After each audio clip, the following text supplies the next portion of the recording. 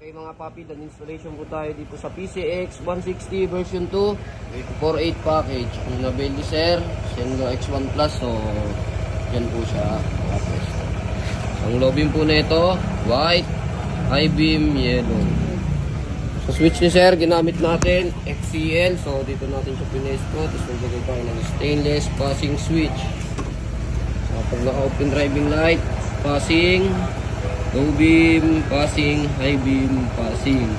Sa busina ni Sir, nilagay po natin Seger horn po. So, ayan yung kanyang horn selector. So, ano, okay. Ilang press. Kung nagustuhan nyo yung gantong mga packages namin, pumunta lang po dito sa Escoteristas online shop.